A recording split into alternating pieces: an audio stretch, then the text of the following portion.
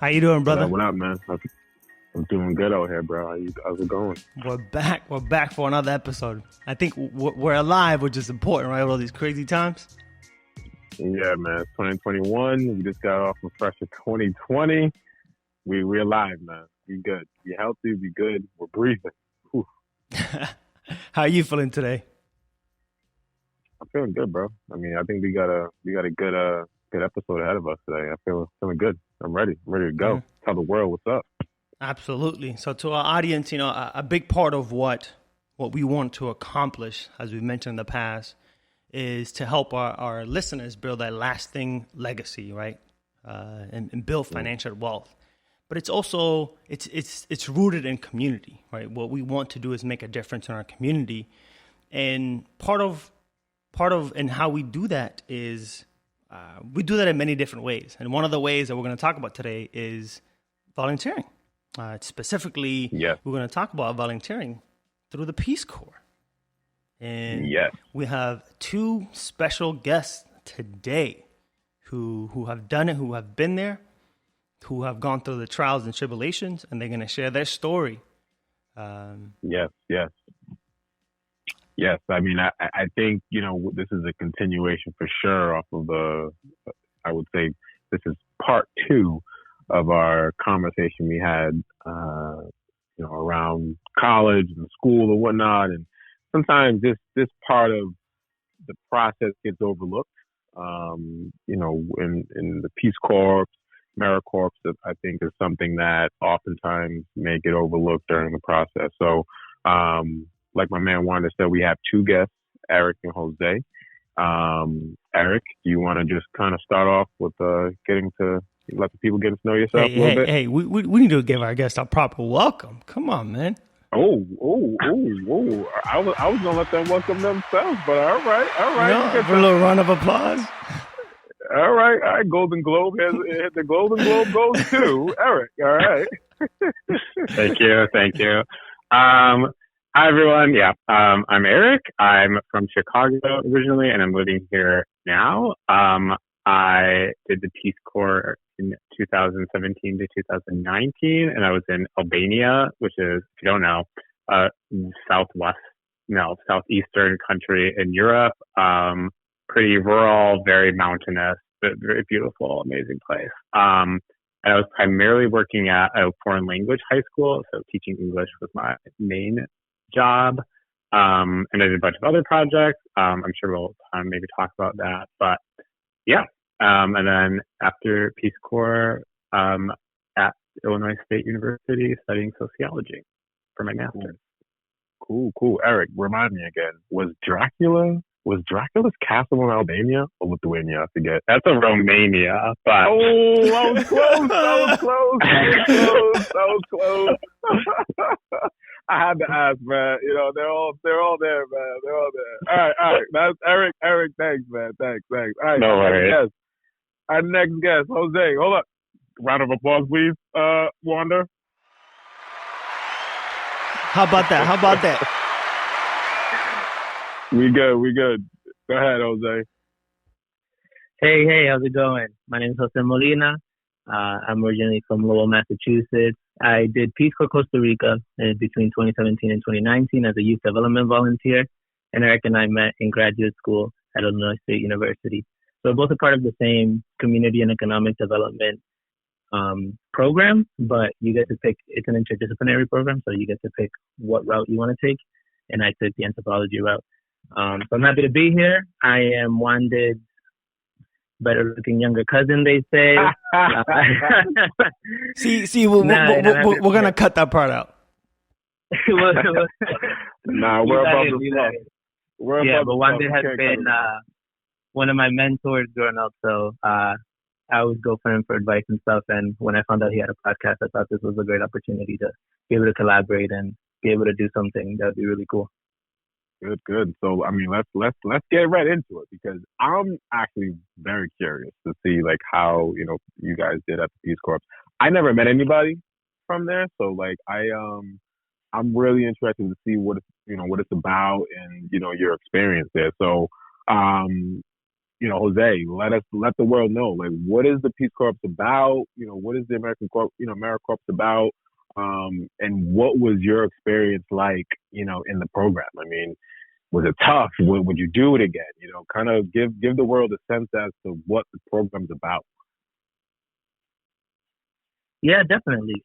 Peace Corps is a volunteer program, an international volunteer program.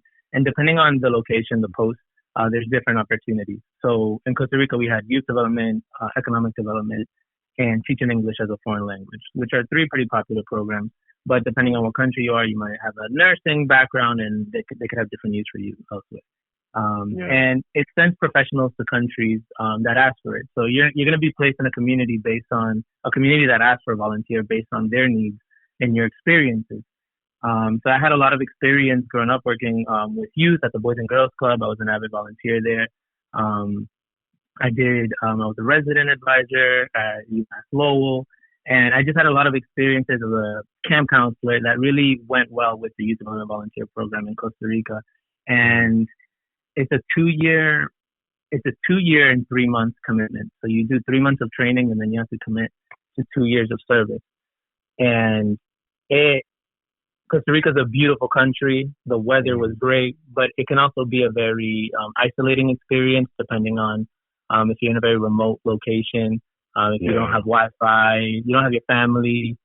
I was 22 at the time, and a lot of volunteers are fresh out of school, and they don't have that real international or away from your family experience. So it could be something that can be challenging at times. So it's important to take care of yourself, take care of your mental health, work out, and just really go through the motions. But at the same time, it was a very rewarding experience.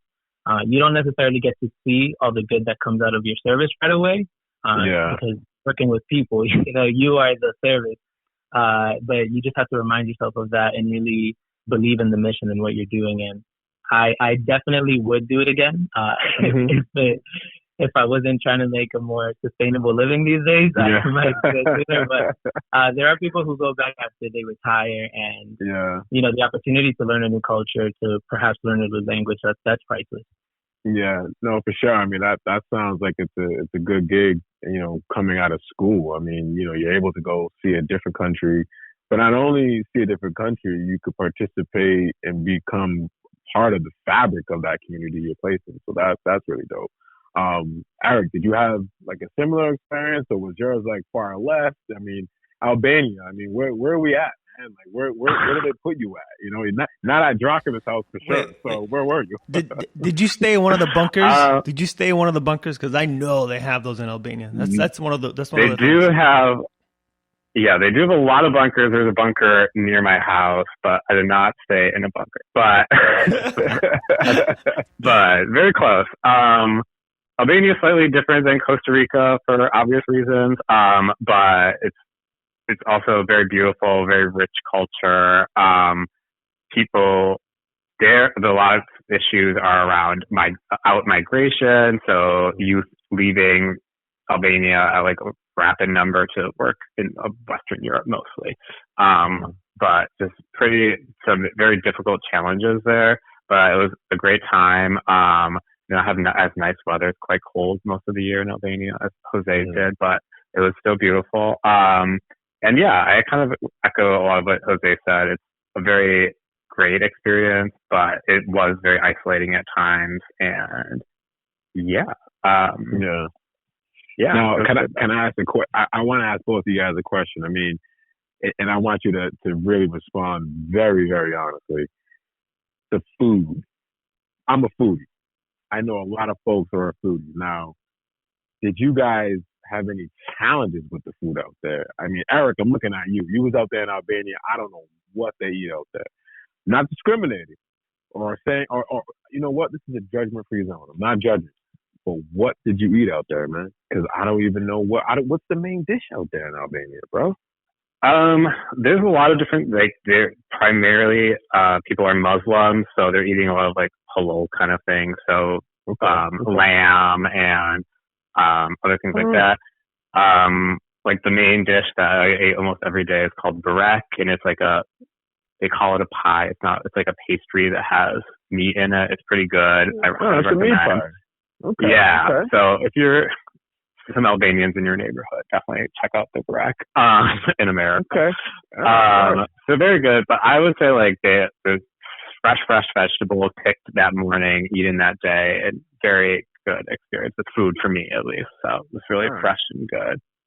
All right, cool. No, that's good to know. They got meat pies out there. All right. And, Yeah. and Jose, I'm assuming they got meat pies in Costa Rica, but was there anything different out there that you ate that was a little like, whoa, like where are we? I gotta say the food was very Latina, and that was something that I was used to. There was definitely a lot of fried food. Breakfast, lunch, and dinner. That it was something that you might have to get used to. But I was in the Caribbean coast, so I actually had a lot of access to fruits, which I was very happy about. Okay. So I wasn't struggling too bad in that department. But there were some communities. I heard of some volunteers that had to hunt armadillos, and I thankfully that was not my experience. Okay, all right. So when you guys got back, I mean, I'm sure y'all probably ordered like the number B12 at your local Chinese spot. But, when you guys got back, for sure, I mean, what was it like after the program? Like, what did you guys ultimately experience? What was the experience like after coming back from, the program? Eric, you could start.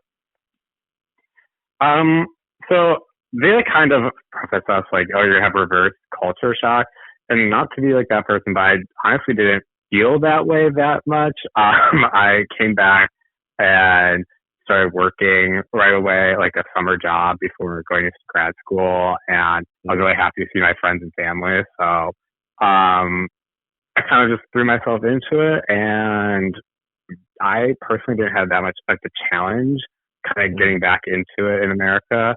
But yeah, that's kind of my experience. I didn't really have that many issues with reverse culture shock, as they say. So, yeah. Did you keep in contact with a lot of the, relationships you made out there? Yeah. I still talk to a lot of my students. So I was teaching in high school.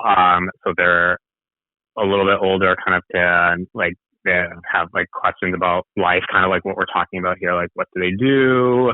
And we talk often, maybe every week, so with at least one of them. So it's pretty cool to see what they're up to. I had like a host family sort of that they were my landlords, and I talk to them often, and some of my teachers that I was working with too. So cool. Overall, yeah. I'm going to interject. I got a quick question, Eric. So you mentioned you still talk to your students. How did you communicate out there in terms of, did you find a lot of people that spoke English? How did you manage? I know, Jose, you're in Costa Rica, so you speak Spanish, but for you specifically, how did you manage that?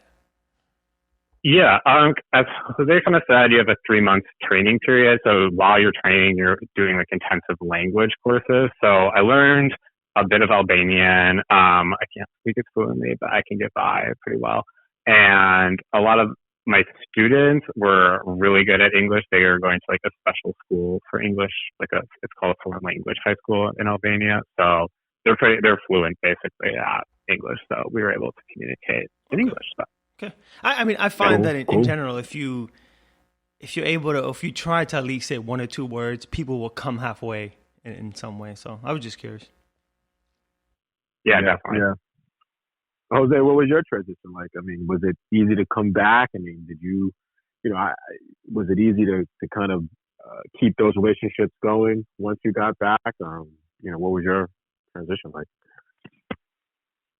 My transition was a little interesting because actually I did my COS, my closing of service ceremony, and left on a Friday, and I started classes that following Monday. So I really only had 3 days to move to the Midwest, which I had never been. Wow. And it was definitely helpful in a sense because it helped me stay busy. I wasn't focused so much on the culture shock of it all. I was excited to get to know this new state of Illinois, sorry. Yeah.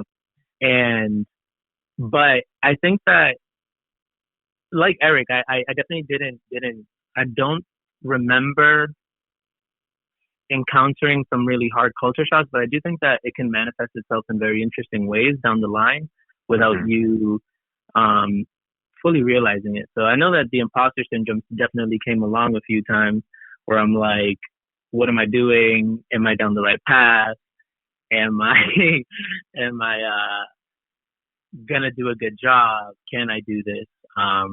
Yeah, so it's definitely important to always have a strong support system when you're making big transitions like that. And like I was saying, Wanda is one of those people that I would call up and just like, hey, this is what I'm thinking about, blah, blah, blah, or can you give me some advice on budgeting? And you make it through. At the end of the day, we keep making progress. But it was definitely a rapid experience for sure. Yeah, no, for sure. I mean, listen, you're back home. You're not hunting for armadillo. You're good. You know what I mean? That's how I look at it. You're good.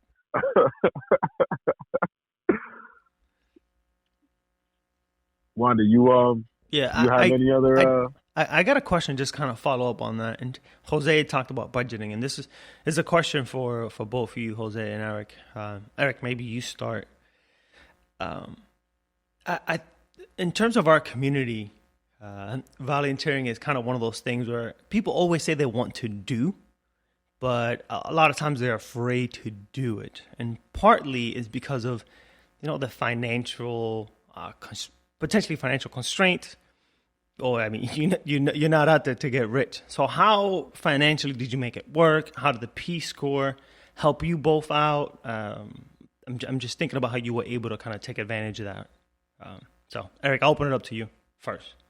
Yeah. So I kind of had the same sort of thought, like how you just explained, like, how is this going to work when I got accepted in the Peace Corps, and I immediately was like, okay, I'm going to get a second. This is in the United States. I had a full-time job, and I was like, okay, I'm going to get a second job because I want to travel. I want to not be starving, for example. I have student loans to pay. So all those factors I was thinking about before starting the Peace Corps, and I tried to save as much as I could over a 6-month period. I did it, I would say, pretty well for myself.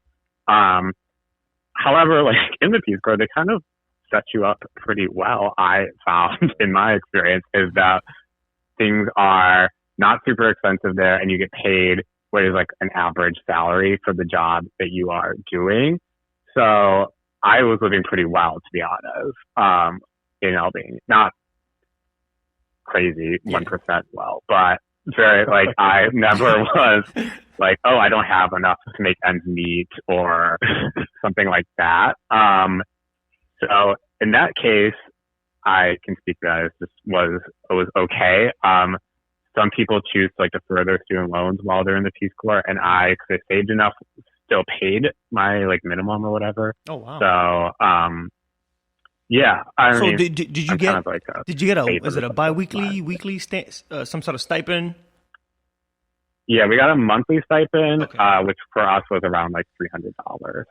So that's not very much, but that is what people make in Albania. So it paid rent, it bought food, I paid my bills. And you didn't use it to stay in a bunker at least one night? My house was my house was about 250 years old, so the bunker was a little newer than the house. So.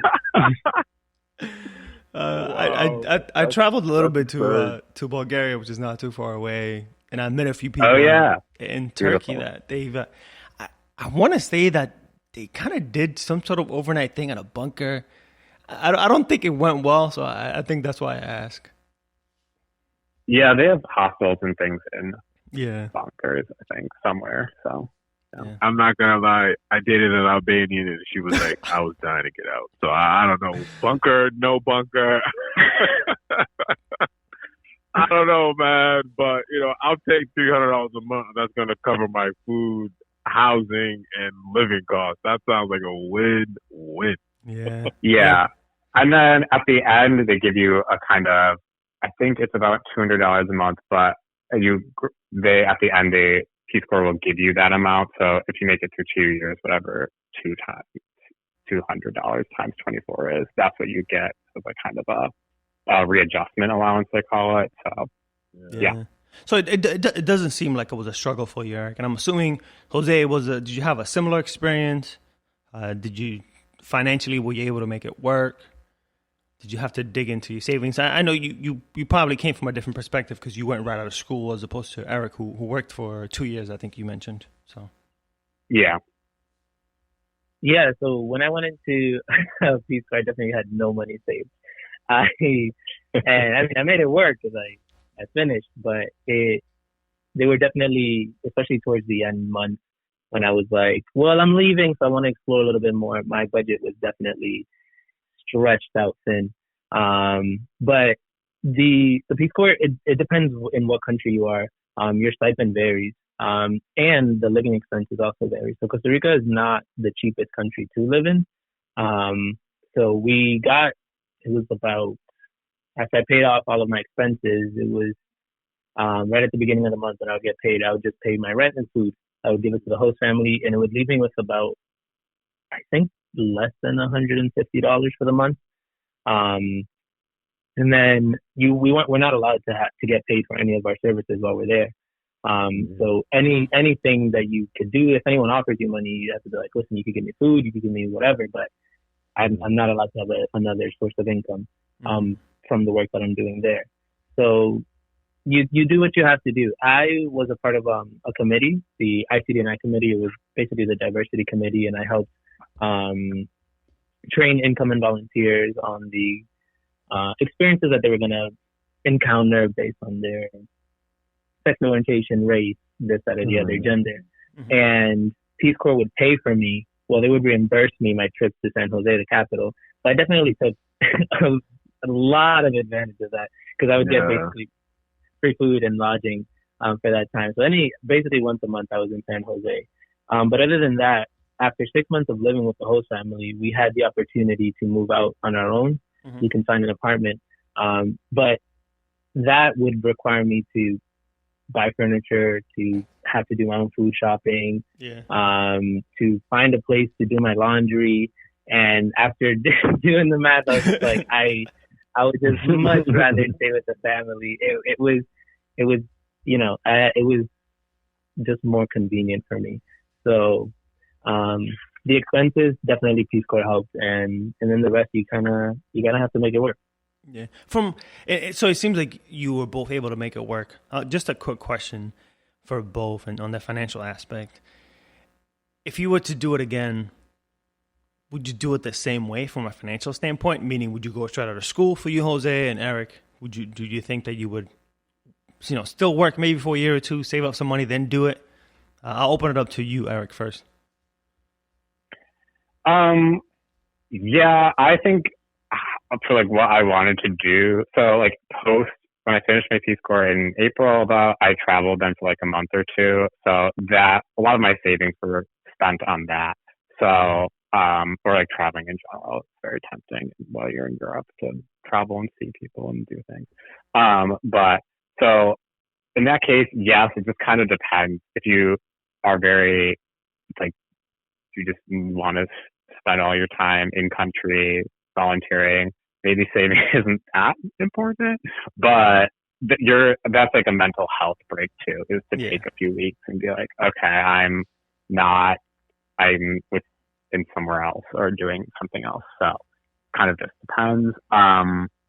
Yeah. And I think it just kind of depends on your situation and what you want to do while you're in service or don't want to do. And yeah, it kind of depends. Yeah. I think what I'm trying to say is, in what our listeners should probably understand is, you're not trying to get rich or volunteering, so you may not save, but the idea is really about the experience. And the reason I asked the question is, well, if you do it, could you potentially essentially not set yourself back? Like maybe you come back, you spend all the money that you earn there, but you're not in the red when you come back, For sure. And I think part of it is that like it's a long application process. So once you get in, you're not leaving the next day or next week. So there's like several months. So if that is something you want to do, join the Peace Corps, go abroad, that kind of thing, I would suggest spending those months instead of sitting around like, oh, I do have a job in the future. Just get a from any sort of job that makes money and save as much as possible. Yeah. Jose, that kind of sounds like what you did. So anything you would do differently? I would definitely encourage someone to save up some money if they don't have a savings. And and that also depends on your own financial background. Me personally, like I know that there were other volunteers in Costa Rica who their family would help them out. They would send them like a small, maybe $30 a month, just to help them with those expenses. And that really adds up, especially when that's turning into a different currency. But I tried, and my parents were like, "Yeah, you're good. You'll figure it out." And I definitely would recommend that. At the time, I only applied to Peace Corps, and I was just kind of like, I hope this works out, because I didn't have a plan B. I didn't feel ready to go out into the real world and get a job, because I just didn't really know what I liked or wanted to do. So the Peace Corps just seemed like a perfect alternative. So I don't regret it in that sense, but I definitely could have been a bit more at ease if I had some more financial stability. Perfect. I do have one more question. In terms of what you guys do now, is there any relation or any benefits that you guys, any way that you benefited from actually volunteering in the Peace Corps, Costa Rica and Albania? Anything that applies directly to what you do now? And I'll start with you, Jose.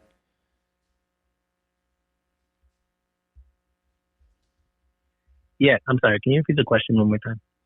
So the work that you guys are doing now, so back from the Peace Corps, I believe you both have jobs, right? Am I correct in that assumption?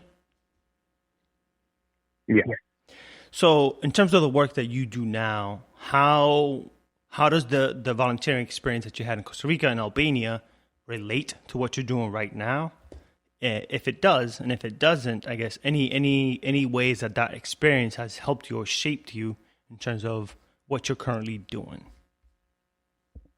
from a professional perspective. I thought that my Peace Corps experience, thank you. Sorry. I thought that my Peace Corps experience really helped in graduate school, actually, because we did I gained a lot of research experience with my community analysis and having to do interviews and focus groups, and really putting together the outcomes and the indicators for all of my projects.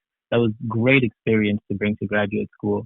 And I feel like it's a little bit different in the more professional setting, because I'm not doing, let's say, that research.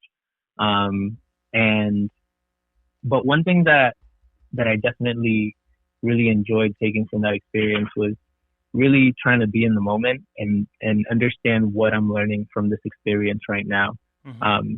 Because the people in Costa Rica were super, and if you guys have ever visited, they're all about pura vida. Like everything that you don't do right now can get done tomorrow. And I felt like that was a lot of times in the U.S., which is where that culture shock that Eric mentioned earlier comes from, is because here it's so fast paced. It's all about what you're going to do. And right now I'm in the DMV, for example. In DC, it's all about your career and where you're going to go and who do you know. And for someone, for example, like me, who didn't necessarily know where they wanted to go, that could be a very overwhelming question. And to really just be in the moment and focus on what you're gaining and learning right now and how that can apply to where you want to be, and working on where you think you can improve on. Mm-hmm. I thought that was one of the most valuable things that I really took from that experience that I'm applying to the nonprofit where I'm working right now. And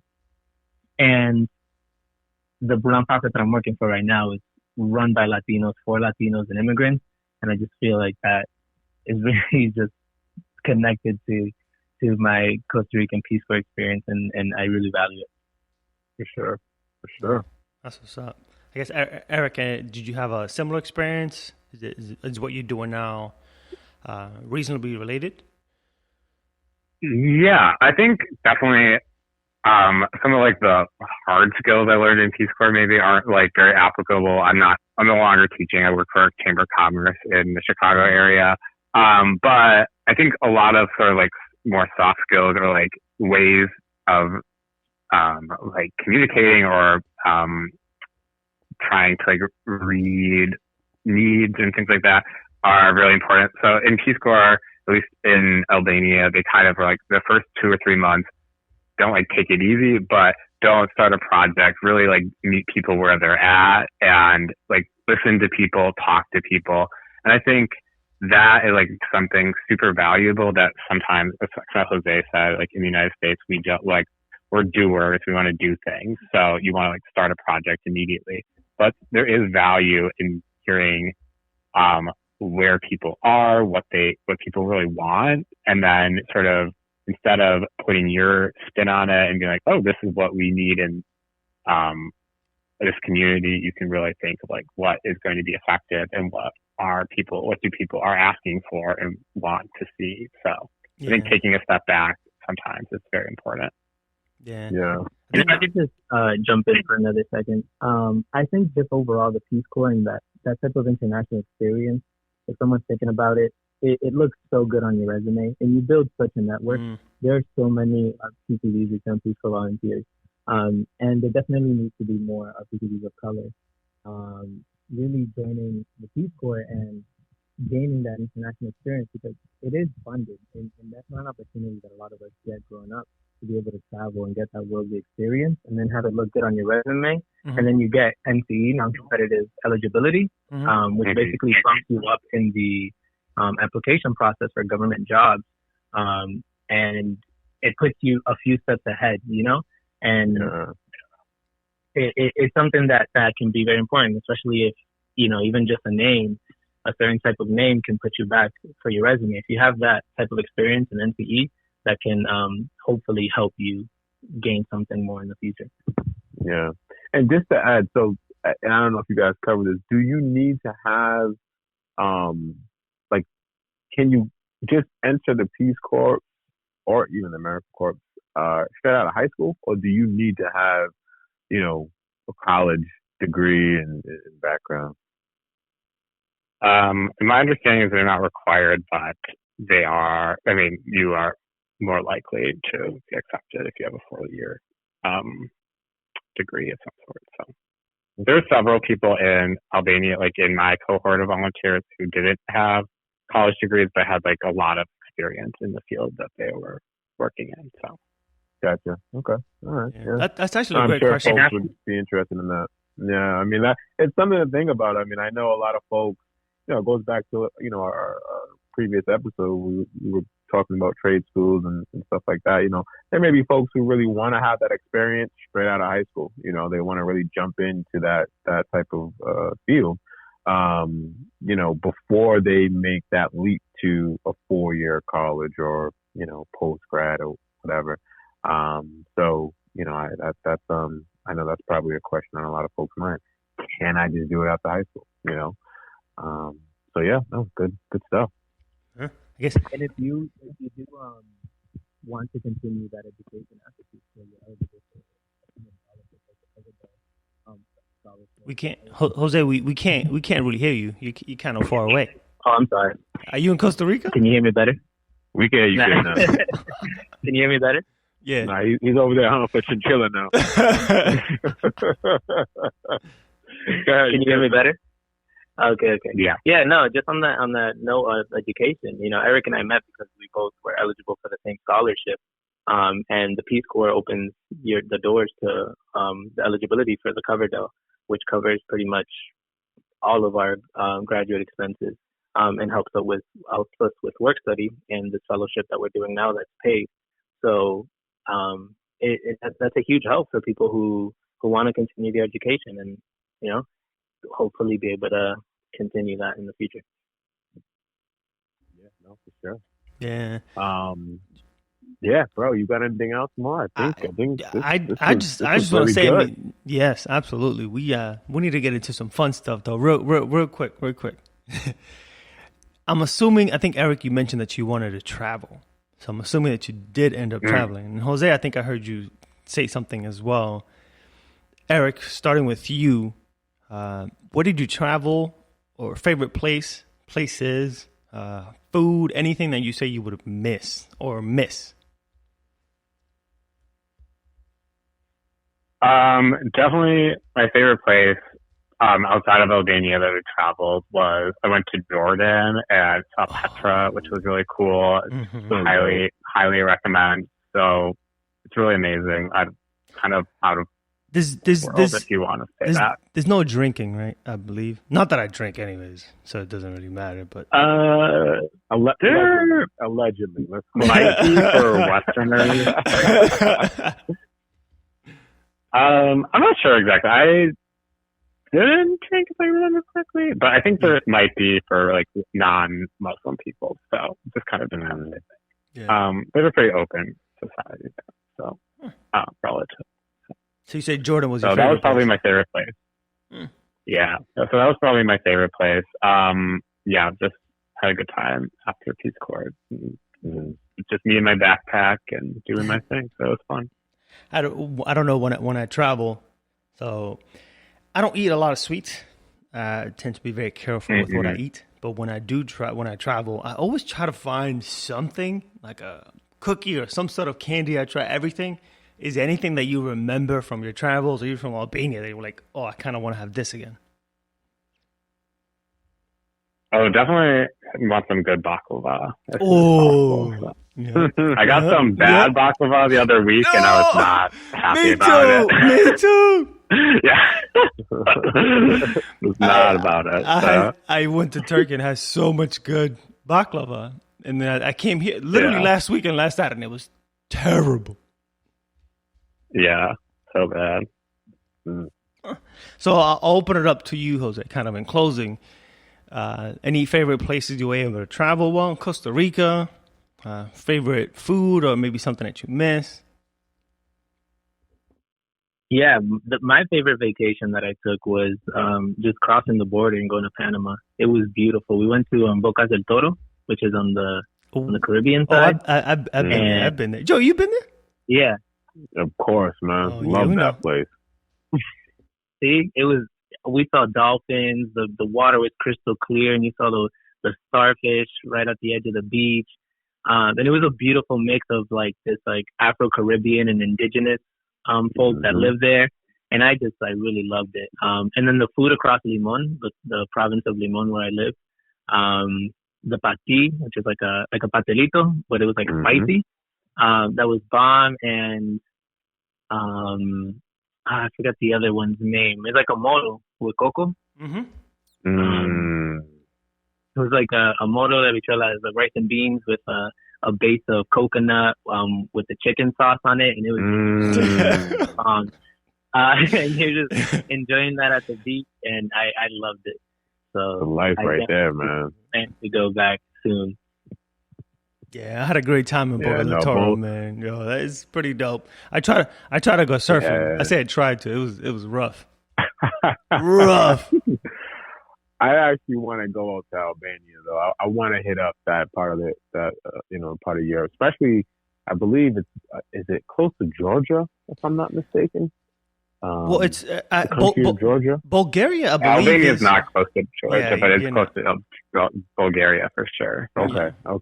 Yeah, I just want to get out there to that part of the world. I know, Eastern Europe is just a little different, compared to Western Europe, and it's just a different world out there, And then of course you're closer to,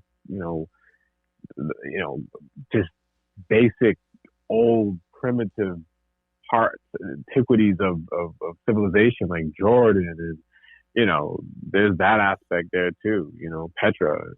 That there's a ton of history in that part of the world. I loved going to Eastern Europe. So I went to Hungary. So I went to Budapest, and I also went to Bulgaria. And I'm assuming that Bulgaria and Albania are somewhat close in terms of culture, a little bit, since it's so close. I wonder, Eric. Yeah, relatively. Yeah. Yeah. I mean, I know there's obviously some differences, but yeah. When I went to Bulgaria, and I don't know if this is true, I'm not, when I went to Bulgaria, I found the people to be nice, but I found them to be like hard in a way. Yeah, I guess if you know Jose a little bit, you sort of know me. Pretty open personality. If I'm coming in, I'm smiling. If I'm coming to the store, definitely they have that. I think they are extremely hospitable or like very welcoming and open. I think a lot of them have had very difficult lives, especially the older people who lived through communism and things like that. Exactly. They've had probably really terrible lives, to be honest, and they have that sort of hard exterior, but are warm and friendly once you get down to it, I think. So, yeah. Yeah, I feel like there's definitely a difference between the older folks and then the younger folks who are a little bit more exposed to the West and some change. Again, I didn't cross over to Albania. I'm making an assumption based on my time in Bulgaria, which is brief because I just literally went for a specific purpose. But do you have any other questions, brother? No, I think I'm good. I think this is a good episode. I'm liking this one. We good. I'm good on my end. Erik, Jose, anything you want to? Any final thoughts? Anything you want to share before we close it up? I'm good. I think it was really good to talk to you guys and talk about Peace Corps. I want to say thank you for having us. I remember one day talking to me about the ideas of making this podcast come to life, and not to be here. I'm like, it's dope, and I'm glad that you guys are making it happen. And Wanda's out here working on his own business too. You know, he's doing it all. So I'm glad that you guys are spreading some knowledge, and that we could be a part of this. And hopefully, we encourage you to join Peace Corps before you die. Listen, man, you can't. I ain't no hunter, man. You can't catch me out there with no spear trying to hunt down my dinner, man. Like, I need to eat before 7. You know what I mean? No, listen, you guys are welcome back anytime. Thanks for being part of the Above the Fluff Army. We appreciate your time here too. So we appreciate everything and your words of wisdom on the program and everything that you guys have done after the program. So much appreciated, guys. Absolutely. Thank you very much for coming. Sorry, go ahead, Erik. Oh, just for sure. Thanks, guys. All right. Thank you, guys. Thank you very much for coming. That's a wrap. That's another one, brother. See you next week. That's a wrap. See you next week, guys. See you.